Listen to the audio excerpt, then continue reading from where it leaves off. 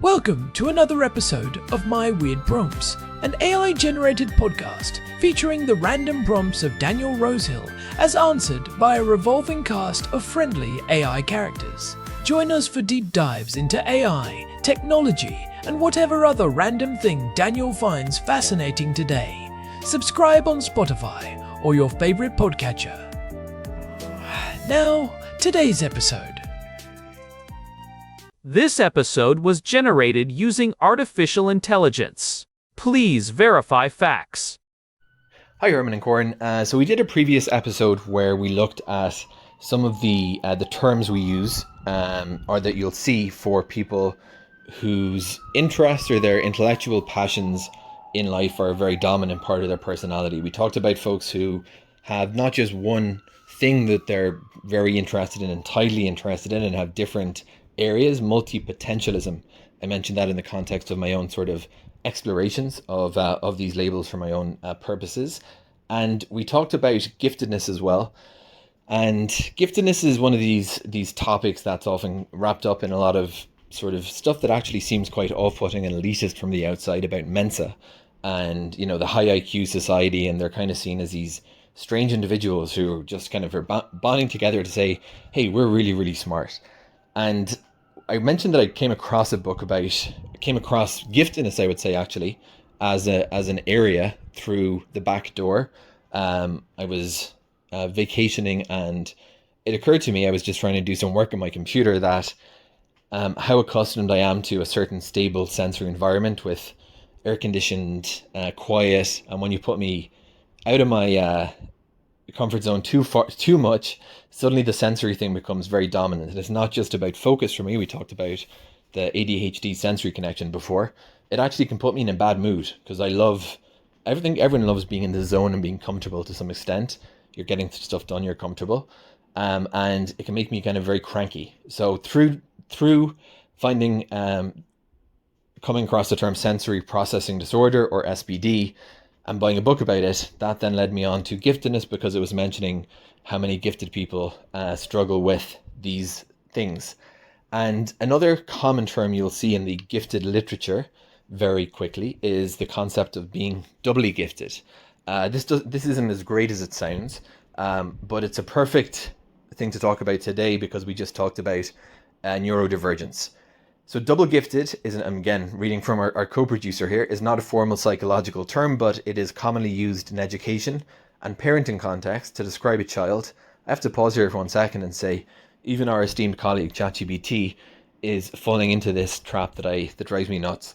When we talk about ADHD and even giftedness, we tend to frame these discussions always in terms of children issues, and that does a huge disservice to adults who are self-aware and discovering these issues, and they're not talking about themselves, they're not talking about the children, they're talking about themselves. So I'm going to put that on the side to describe a person who is both, one, intellectually gifted, for example, high IQ, advanced reasoning ability, exceptional talent in the domain, and two, neurodivergent or learning disabled in some way.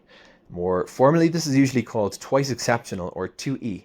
Typical combinations are giftedness plus ADHD, autism, dyslexia, anxiety disorder, or sensory processing differences. So I can't be the only one who's noticed that there is a big crossover here. As someone who's sensitive to sound, I once came across an article that was kind of a bit tabloidy, but it gave me a good laugh. It said, if you're sensitive to sound, you just might be a genius. And it was talking about how sound sensitivity and specifically creativity are often linked with a high IQ. And that was interesting, but it was a little respite while I was trying to focus on work with construction going on outside. Thankfully, some good earmuffs and a white noise machine are the modern things that I found have really helped me. But I'm really intrigued by this, Herman and Corin. Why is it that we do tend to see so many examples, even anecdotally among people we know, of folks who have this great potential or great intelligence or great intellectual abilities in some specific domain, especially the creative areas, and yet they're also kind of bogged down by these undesirable issues, whether it's autism or ADHD, that kind of impairs their ability to some extent. It's often made me think, is there some inherent connection between intelligence and some pathway in the brain that predisposes these people to other conditions. And because the connection seems very, very strong, and it's but of course, causation, correlation, the rest of it. Herman and Corin, let's chat today about the concept of double giftedness.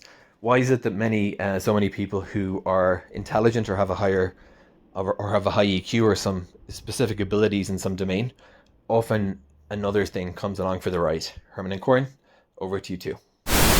Welcome back to my weird prompts. I am Korn, and I am sitting here in our living room in Jerusalem with my brother, the man who probably knows more about the inner workings of the human brain than most neuroscientists I've met. It is a beautiful evening here. The light is hitting the stone walls just right, and we have a deep dive today that I think is going to resonate with a lot of our listeners who feel like they have never quite fit into a single box. That is quite the introduction, Korn. Herman Poppleberry here, at your service. Although, to be fair, I just read a lot of papers and keep up with the latest longitudinal studies. I am not performing surgery anytime soon, though I do find the architecture of the mind endlessly fascinating. It is February 24th, 26, and the field of neurodiversity is moving faster than ever. Well, stay away from the scalpels and stay near the microphones. We have a fascinating prompt from Daniel today that builds on some of our previous conversations about multipotentialism and giftedness. Daniel has been looking into his own experiences with sensory processing disorder and stumbled upon the concept of being double gifted, or twice exceptional. Also known as 2E.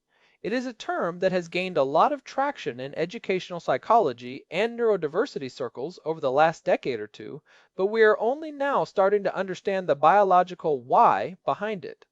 Right. And it describes people who are intellectually gifted but also neurodivergent or have some kind of learning disability. ADHD, autism, dyslexia, or like Daniel mentioned, sensory processing disorder. The core of his question is whether there is an inherent connection between high intelligence or creativity and these other conditions. Is there something about the way these brains are wired that predisposes them to both? It is a profound question because for a long time we treated these things as separate buckets. You were either the smart kid or the kid who struggled in school. The idea that you could be both simultaneously was actually a bit of a revolution in how we think about human potential and cognitive architecture. In the past, if you were brilliant but could not sit still, the brilliance was often ignored in favor of the behavior. Or, if you were a genius who could not read due to dyslexia, you were simply labeled as slow. I remember when we first talked about giftedness. We touched on the idea that it is not just about having a high IQ. It is about a different way of experiencing the world. But the 2E label adds this layer of complexity. It is like having a Ferrari engine but the steering wheel of a bicycle, or maybe the sensors are just turned up to 11. That is a great way to frame it. If we look at the neurological basis, there is a lot of evidence suggesting that the very traits that lead to high intellectual performance are often the same traits that lead to what we classify as disorders. One of the leading theories in this area is the concept of neural hyperconnectivity. In a neurotypical brain, there is a very efficient pruning process that happens during development. The brain gets rid of extra connections to make the remaining ones faster and more specialized. In many 2E brains, that pruning process seems to be less aggressive. Okay, let us break that down. Hyperconnectivity sounds like a good thing, right? More connections, more speed? In many ways, yes. In gifted individuals, we often see a higher density of white matter and more robust connections between different functional areas of the brain. Specifically, the parieto-frontal integration theory, or PFIT, suggests that intelligence is less about one specific area and more about how efficiently the parietal and frontal lobes communicate. But here is the catch. When you have an incredibly high level of connectivity, the brain can become hypersensitive. It is like having a city where every single house is connected to every other house by a 10-lane highway. The communication is incredible, but the traffic jams are catastrophic. So it is a signal-to-noise ratio problem. Exactly. If your brain is wired to find patterns and make connections across disparate fields, it might not have the same filtering mechanisms that a more typical brain has. This is where we see the overlap with things like ADHD or sensory processing disorder. A neurotypical brain is very good at pruning away irrelevant information. If you are sitting in a cafe, your brain ignores the hum of the refrigerator, the chatter at the next table, and the feeling of your socks on your feet. But in a highly connected 2E brain, all of that data might be coming in at full volume. The brain is trying to find a pattern in the refrigerator hum while simultaneously trying to solve a physics problem. I can see how that would be exhausting. It is like your brain is a giant sponge that does not know how to stop soaking up water, but I want to push on that. If the brain is so good at processing information, why does it struggle with things like executive function or social cues in the case of autism? That brings us to the concept of asynchronous development. This is a hallmark of giftedness and especially twice exceptionality. It is the idea that different parts of the brain are developing at vastly different rates. You might have a 10-year-old who can discuss the nuances of quantum mechanics or compose a symphony, but who still has the emotional regulation of a 6-year-old or the fine motor skills of an 8-year-old. This creates a spiky profile, rather than the relatively flat profile of a neurotypical person. I have seen that. It is often why these kids, or even adults, get misdiagnosed. If you only look at the struggle, you miss the brilliance. And if you only look at the brilliance, you assume they are just being lazy or difficult when they struggle with basic tasks. Precisely. This is often called the masking effect, and it is one of the most damaging aspects of being 2E. There are three ways masking usually plays out. First, the giftedness masks the disability. The student is so smart they find workarounds for their dyslexia, so they appear average but are actually underperforming and exhausted. Second, the disability masks the giftedness.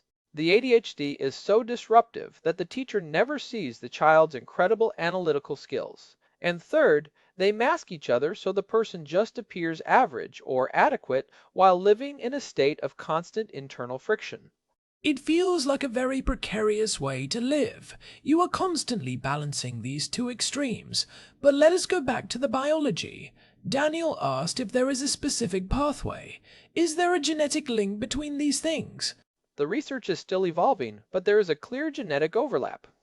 Recent studies from 2024 and 2025 have shown that the genetic markers for high intelligence often correlate with the markers for certain types of neurodivergence, particularly autism and bipolar disorder. There is a theory called the intense world theory, proposed by Henry and Camila Markram, which suggests that the fundamental impairment in autism is actually a hyperfunctioning of local neural circuits.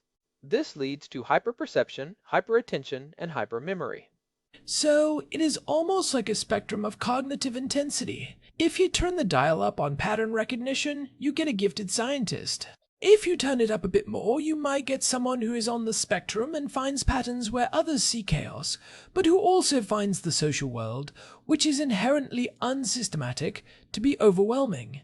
That is a very astute observation, Corm, and it is not just about the logic. We have to talk about the emotional side too. Kazimierz Dabrowski, a Polish psychologist, developed the theory of positive disintegration.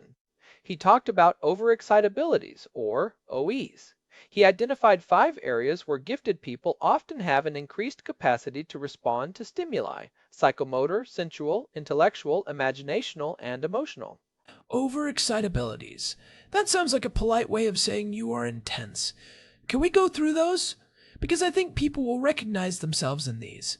Let us do it. First is psychomotor overexcitability. This is that surplus of energy. It is not just hyperactivity in the ADHD sense, it is a fundamental need for physical action. These are the people who talk rapidly, fidget constantly, or feel a physical drive to be productive. When they are stressed, they do not just get worried, they have to move.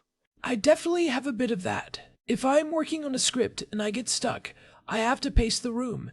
If I stay still, my brain shuts down. Exactly. Then there is sensual overexcitability. This is what Daniel was talking about, an enhanced sensory awareness. It can be aesthetic, being deeply moved by a sunset or a piece of music, but it can also be aversive. The texture of a specific fabric, the smell of a certain perfume, or the hum of an air conditioner can be physically painful.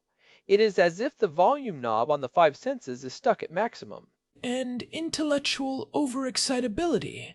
That sounds like the gifted part. It is the hunger for truth. It is the person who asks why until everyone else is exhausted. They love theory, analysis, and problem solving. They are the ones who stay up until 3 in the morning reading about the history of the Byzantine Empire because they found one interesting footnote. It is an insatiable curiosity that can be both a gift and a distraction. Then we have imaginational and emotional. Those feel like the ones that lead to the creative side Daniel mentioned. Imaginational OE is about vividness. These people have incredibly detailed internal worlds. They use metaphors, they have vivid dreams, and they often struggle with the boundary between fiction and reality because their internal visualizations are so strong. And emotional OE is perhaps the most significant. It is the capacity for deep relationships, intense empathy, and a wide range of feelings. But it also means the lows are devastating. A small criticism can feel like a soul-crushing rejection. It is interesting, because we often pathologize these things. We call it a disorder. But if you look at it through the lens of Dabrowski, these overexcitabilities are actually the fuel for high-level development. You cannot have the deep intellectual curiosity without the intellectual overexcitability. You cannot have the world-changing empathy without the emotional overexcitability. Right, but the cost is that you are living in a world that is not designed for that level of intensity. The world is built for the middle of the bell curve. When you are on the edges, whether it is the high end of IQ or the divergent end of sensory processing, the environment becomes a constant source of friction. This is why we see such high rates of anxiety in the 2E population. Their radar is picking up everything, but they do not have the shields to block out the noise. I think about Daniel's experience with the air conditioning and the noise. In a typical office or even a vacation spot, most people just tune it out. But for him, it was a barrier to functioning. It was not a lack of willpower. It was a biological reality of his hardware. And that is why the 2E label is so important. It validates that experience. It says, yes, you are brilliant, and yes, this simple thing is incredibly hard for you, and those two facts are actually related. They are two sides of the same coin. In fact, there is a concept called neural efficiency that we should mention. In neurotypical people, as they get better at a task, their brain uses less energy. But in some gifted and 2E individuals, the brain actually uses more energy because it is engaging more areas and making more complex associations even for simple tasks. So, Herman, if we look at the brain pathways, is it possible that the lack of pruning, the hyperconnectivity we mentioned earlier, is actually an evolutionary trade-off? Like, as a species, we need some people who can see the hidden patterns, even if those people are also more prone to anxiety or sensory overload. That is the evolutionary neurodiversity hypothesis. The idea is that these traits were preserved in the gene pool because they provided a survival advantage to the tribe. You want the person who is hyper-aware of the slight rustle in the grass, even if they are a bit jumpy.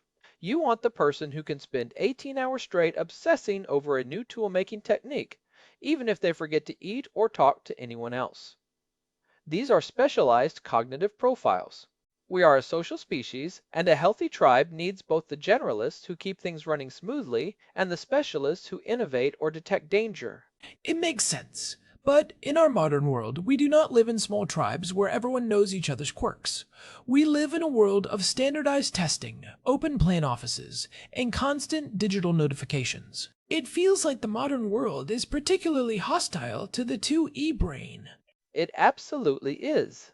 Think about the executive function requirements of modern life: managing a calendar, responding to emails, navigating complex bureaucracies. These are often the exact areas where 2E individuals struggle because their brains are designed for deep associative dives, not for the shallow, rapid-fire task switching that modern life demands. Their prefrontal cortex is often busy processing high-level concepts, leaving very little bandwidth for remembering where they put their keys or when the electric bill is due. I want to touch on the creativity aspect that Daniel mentioned. He noted a connection between high intelligence, creativity, and these neurodivergent traits. Why do they often go hand in hand? Creativity often requires what we call divergent thinking. It is the ability to generate many different solutions to a problem or to see connections between seemingly unrelated things. If your brain has less inhibition, what we call latent inhibition, if your neural filters are a bit more porous, you're going to have more of those random creative sparks. A normal brain sees a brick and thinks building material. A 2E brain sees a brick and thinks paperweight, doorstop, weapon, red pigment source, heat sink, or a very small stool. So, if a neurotypical brain is like a well-paved highway where you get from point A to point B very efficiently, the 2E brain is more like a wild meadow. You might get lost, you might trip over a root, but you are also going to find a rare flower that the person on the highway would never see. I love that analogy. And to take it further, the person in the meadow might need a map or a compass more than the person on the highway, because it is much easier to get overwhelmed by the sheer amount of detail in the meadow. This is where the disability part comes in. The very thing that makes the meadow beautiful, the complexity, the lack of rigid paths, is what makes it difficult to navigate if you are just trying to get to work on time. That brings us to the practical side of this. For people who identify with this, or for parents of children who are 2E, what do you do with this information? It is one thing to understand the neurology, but how do you live with it? The first step is what Daniel did, self-discovery and reframing. Shifting from I am broken or I am lazy to my brain has a specific architecture with specific needs. In education, the gold standard for 2E kids is to focus on the strengths first. This is a huge shift. Historically, we have used a deficit model, find what is wrong and fix it. But for a 2E person, if you spend all your time trying to fix the disability, you kill the gift. You have to provide accommodations for the struggles, like using speech-to-text software for a brilliant kid with dysgraphia, while simultaneously giving them high-level, challenging material that matches their intellectual level. It seems like we often do the opposite. We say, well, you cannot even spell correctly, so you are not ready for advanced physics. Exactly, and that is a tragedy. Because that kid is going to be bored to tears in basic English and then feel like a failure because they cannot do the spelling and they never get to discover that they are a genius at physics. For adults, it is about designing your environment. Daniel mentioned earmuffs and white noise machines. That is not a weakness, that is environmental engineering. In 2026, we also have incredible AI tools that act as an external prefrontal cortex. Using an AI to summarize long emails, set reminders, or help structure a project can be a game changer for someone with high intelligence but low executive function. I think about how many people are walking around with this dual identity and do not know it. They just feel like they are failing at being normal, despite being told they are smart. The psychological toll of that must be massive. It leads to a lot of anxiety and depression. There is a specific kind of existential depression that is common among the gifted and 2E population. When you see the world's problems so clearly and feel them so deeply, that emotional overexcitability, but you struggle to manage your own daily life because of sensory issues or executive dysfunction, it can feel very hopeless. You feel like a failed genius. Is there a danger in the label, though? Do we risk putting people in boxes or making excuses? There is always that risk with any label, but I think the benefit of understanding the mechanism outweighs the risk of the box.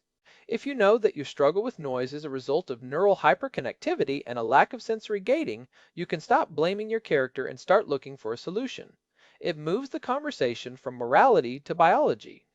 It is not that you are weak for needing noise-canceling headphones, it is that your brain is literally processing more data than the person next to you. I am curious about the future of research here. As we get better at brain imaging, like functional magnetic resonance imaging or magnetoencephalography, are we going to be able to map this out more clearly? We are already seeing it. There is a lot of work being done on the connectome, which is basically the map of all the connections in the brain. We are finding that there are specific patterns of connectivity that are predictive of both high intelligence and certain neurodivergent traits. For example, in many 2E brains, we see a very strong connection between the default mode network, which is active when we are daydreaming or thinking about the self, and the task positive network, which is active when we are focusing on a goal. In most people, those two networks are like a seesaw, right? When one is on, the other is off. Exactly. They are supposed to be anti-correlated. When you focus on a task, your daydreaming brain shuts off. But in many gifted and neurodivergent individuals, they both fire at the same time. This can lead to incredible insights because you are bringing your internal creative world into the task you are doing. But it can also lead to intense distraction because your internal world is always competing for your attention. It is like trying to write a report while a movie is playing in the same window. That explains so much. It is the classic distracted professor trope. Their brain is literally doing two things at once that most brains can only do one at a time. Precisely. And that is a biological reality. You can train yourself to manage it, you can use tools to help you focus, but you are never going to have a brain that works like a seesaw. You are always going to be operating on a different frequency. It is also worth noting that this is not just about the brain.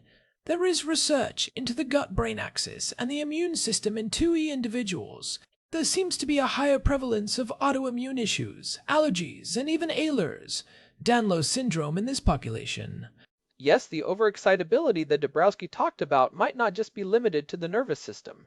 It might be a systemic hypersensitivity. The body's defense systems are also turned up to 11. It is like the whole organism is set to a higher level of alert. This is why many 2E people struggle with chronic fatigue or burnout. Their system is simply running hotter than the average person's. It is a lot to carry. But I think the takeaway for me is that we need to stop looking at these things as a list of symptoms to be treated and start looking at them as a complex, integrated system. You cannot pull the thread of the disability without potentially unraveling the gift. If you cured the ADHD, would you also lose the divergent thinking that makes the person a great inventor? If you cured the sensory sensitivity, would you also lose the deep aesthetic appreciation that makes them a great artist? That is the core of the neurodiversity movement. It is the idea that these are not bugs, they are features of the human genome. They come with challenges, absolutely, and those challenges need support, sometimes even medical intervention, but they are part of the diversity that makes our species resilient and creative. We need the people who see the world differently. I think about our own lives, Herman. We have our own quirks and intensities. Understanding this stuff has definitely made me more patient with you when you go down one of your research rabbit holes and forget to answer your phone for 3 days. I used to think you were being rude, but now I realize you are just in the middle of an intellectual overexcitability storm. And it has made me more appreciative of your ability to pull me out of those holes and ask the questions that actually matter to people's lives. You translate the hyperconnectivity into something human. We are a bit of a 2E team ourselves in some ways. Just a bit. So, for Daniel and everyone else listening who feels like they might fit this description, the message is, you are not alone, you are not broken, and your brain is doing something very complex and potentially very beautiful, even if it is also very loud. Well said, Corn. It is about finding the right environment where that meadow can bloom without being trampled by the highway traffic. It is about niche construction, building a life that fits your brain rather than trying to force your brain to fit a life that was not built for it. We have covered a lot of ground today, from the P-fit theory of intelligence to Dabrowski's overexcitabilities, to the evolutionary reasons why these traits might exist. It is a huge topic, and we have really just scratched the surface. We did not even get into the specifics of how dyslexia and giftedness interact, which is a whole other episode. It is. The Sea of Strengths model for dyslexia is a perfect example of 2E. It describes the dyslexic brain as having a sea of high-level cognitive strengths, like reasoning, concept formation, and visualization, surrounding a small island of weakness in phonological processing. If you only look at the island, you miss the entire ocean. I love that. Let us save the deep dive on the ocean for next time. For anyone who wants to dive deeper right now, I highly recommend looking into the work of people like Linda Silverman at the Gifted Development Center, or the various neurodiversity advocacy groups that are doing great work in this space. There is a whole community of 2E people out there. Definitely. This is one of those topics where the lived experience is just as important as the scientific research. We learn so much from the community. If you are an adult who just realized you are 2E, there are support groups and coaches who specialize in exactly this. And if you are listening and this resonates with you, we would love to hear your story. How do you manage the balance between your gifts and your challenges? What are the tools you use to navigate a world that is not always built for your frequency? Have you found that niche that Herman mentioned? We really do want to hear from you. This is how we build a better understanding of the human experience, one story at a time. Before we wrap up, I want to remind everyone that if you are enjoying these deep dives, please take a moment to leave us a review on your favorite podcast app. It really does help other people find the show, and we love reading your feedback. It keeps us going. It does make a difference. And if you want to get in touch, you can find us at myweirdprompts.com. There is a contact form there, and you can also find our RSS feed and links to our social media. You can also reach us directly at show@myweirdprompts.com. We are available on Spotify, Apple Podcasts, and pretty much everywhere else you get your audio fix. This has been a great conversation, Corn. I think we gave Daniel's prompt the depth it deserved. It is a reminder that normal is just a statistical average, not a goal to be achieved. I think so too. Thanks to Daniel for sending that in. It is a topic that hits close to home for a lot of us. Until next time, keep exploring those weird prompts and keep being kind to your own unique brain. Absolutely. Until next time, keep exploring. Thanks for listening to my weird prompts. We will see you in the next episode. Goodbye, everyone. This episode was generated using Gemini Flash 3. Text-to-speech engine was Chatterbox. Thanks for listening to another episode of My Weird Prompts, an AI-generated podcast featuring Daniel Rosehill's AI prompts, as answered by a revolving cast of friendly AI characters including me, Cornelius the Sloth. Subscribe on Spotify or visit myweirdprompts.com.